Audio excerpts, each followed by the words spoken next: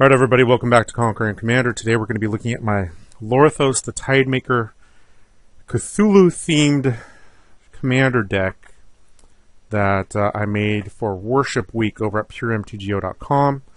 For the complete deck list, go to puremtgo.com, look up my article series Conquering Commander. You should see it typed up all nicely and neatly like this.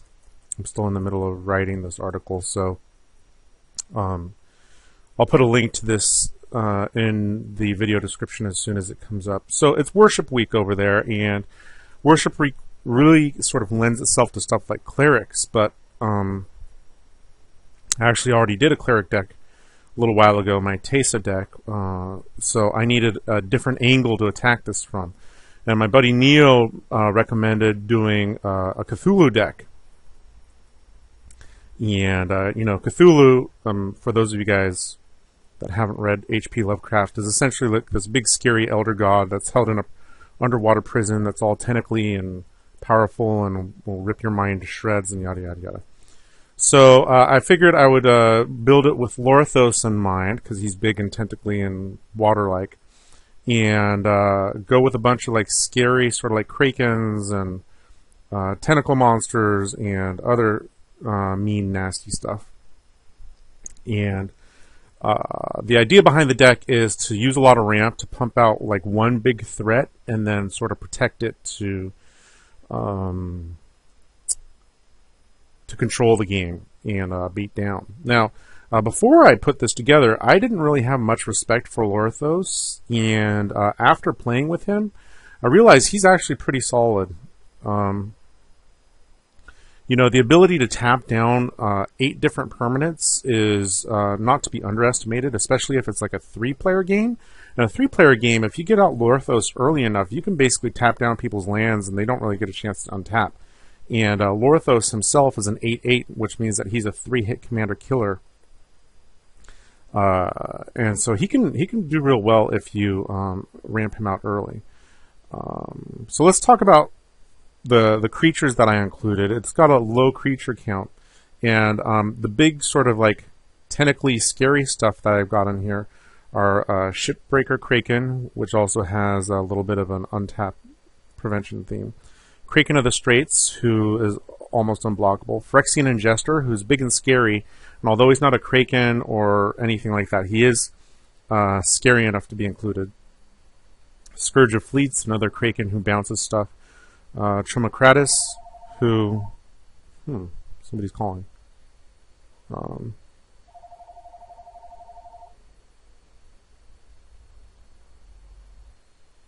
Alright, sorry, getting right back to that. Trimocratus, who is a big scary beast. Stormtide Leviathan, another Leviathan-type creature. Tidal Kraken, the unblockability is awesome. Inkwell Leviathan, Shroud, Island Walk Trample. Like, big scary things from the deep. Deep Sea Kraken, can't be blocked. And then the 2 Eldrazi, who are basically large tentacle monsters as well. You'll notice that I didn't include any of the old school bad, like Leviathans and Krakens and stuff like that. I just didn't feel like messing around with them, because they take too much work to actually get going. And modern creatures are just so much better now that they don't have the massive drawbacks that those older ones did. Now, in order to be able to cast all this stuff, I need a decent amount of ramp. So I've got Caged Sun, Tezzeret, who searches up ramp and helps with ramping as well. Gilded Lotus, Gauntlet of Power, Turnabout, usually used to untap my lands. Thran Dynamo, Solemn Simulacrum. I really should have gotten the newer version because it looks more like scary than this guy. Sculpting Steel, Extraplanar Lens, which led me to using Snow-Covered Islands. Burnished Heart, not super scary, but gets the job done. Copy Artifact, Sapphire Medallion, Journeyer's Kite, Grim Monolith, High Tide, Soul Ring, Mana Vault, Mana Crypt, Everflowing Chalice. So it's a lot of ramp, and there's a reason for that. Now, one of the issues with having this much ramp is that sometimes you just sit there and durdle for a while. In order to avoid this, we've got some card draw in terms of Rush of Knowledge, because a lot of these guys cost a lot of mana. Factor Fiction, Time Spiral, Thassa, who fits the theme and also lets you dig through your deck a little quicker and make your dudes unblockable. Heuristic Study, Mystic Remora, and Ancestral Vision. I'll be honest, the deck could probably use a little more card draw, whether it's something like Jace's Ingenuity or even Flow of Ideas. But this is kind of what I went with, and it did okay. Now, what you really want to do is protect your dudes once they're out there. Force of Will seemed like it'd be good because I'd be able to tap out and still be able to counter stuff. Scattering Stroke, although costs 4 mana, is sort of like the fixed mana drain, but I also have regular mana drain in here. Hinder is good. Pact of Negation and Envelop. You know, I wanted a 1 mana counter spell, and I was thinking of playing Swan Song, but I didn't like the fact that Swan Song gave a flying counter, or a flying token. If it was a non-flying token, I would probably do Swan Song. But you know, most of the big scary spells in 4-player Commander are sorceries, so I went with Envelop in here instead. My answers are Whelming Wave. There's a lot of like bounce answers. Inundate, which actually, I'll be honest, proved a little underwhelming. It costs a lot of mana, and there's a lot of people playing blue creatures out there. So it might be a possible cut. Oblivion Stone, Karn Liberated, Cyclonic Rift, Rapid Hybridization, and Pongify all seemed like good inclusions as well. Now this is like my extra sort of like theme portion, like the Cthulhu, like mind control, screw with your head, and mess with you. So we've got Royal Elemental. The deck had a much bigger sort of like landfall theme early on because of the amount of islands that needed to be sacrificed for a bunch of the Leviathans.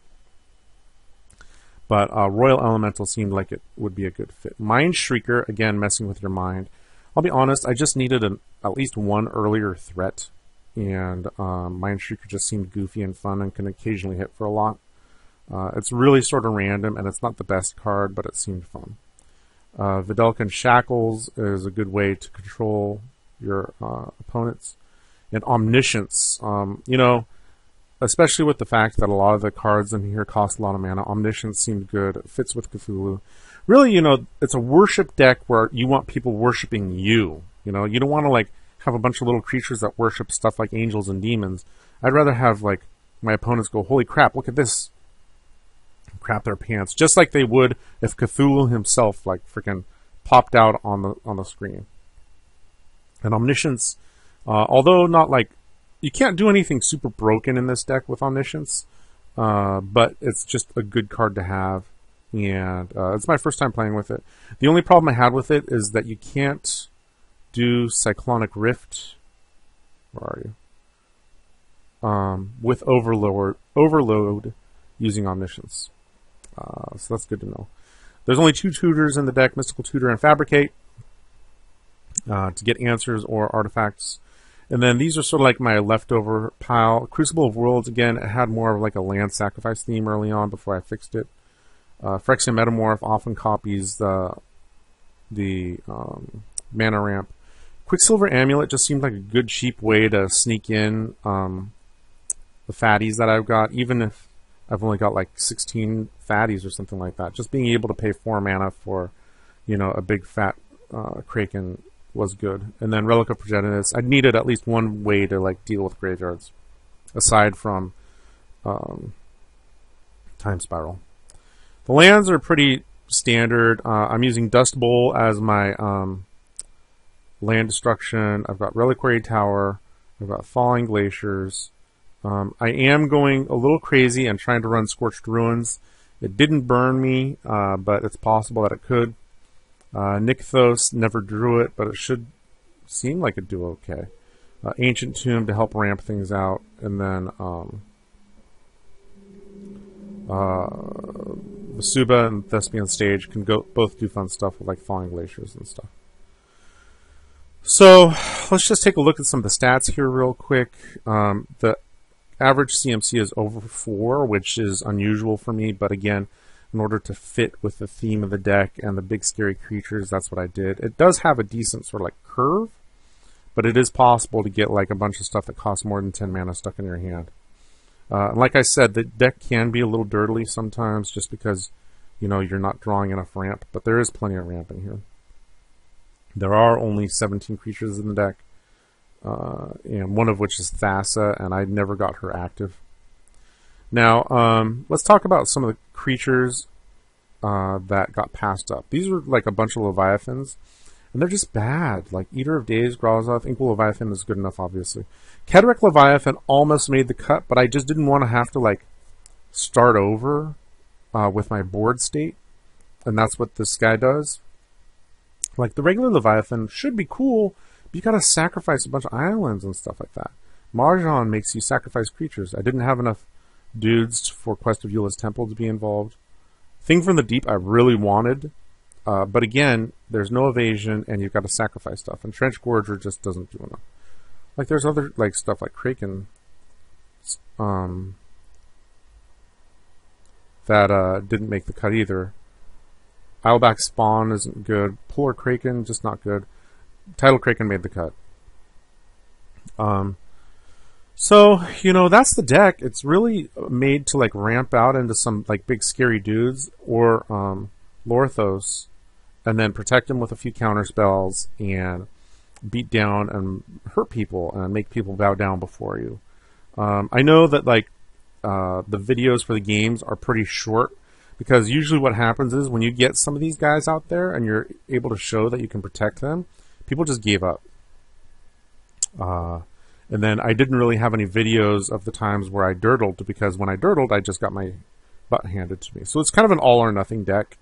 Like I said, the one recommendation I might have is to include some more card draw. Flow of Ideas seems like it would be a good one, but it costs a lot of mana. The other one that I could probably see, there's Flow of Ideas, would be Blue Sun Zenith, because it's instant speed and it scales. Actually, I would probably put Blue Sun Zenith before Flow of Ideas. But the question is, what would you take out? And it would probably have to be some ramp, and the deck needs all the ramp it can get. But anyways, I hope you guys enjoyed the videos. Go check them out, and let me know if you think that you would bow down before this Cthulhu-based Lorthos deck. Alright guys, thanks again.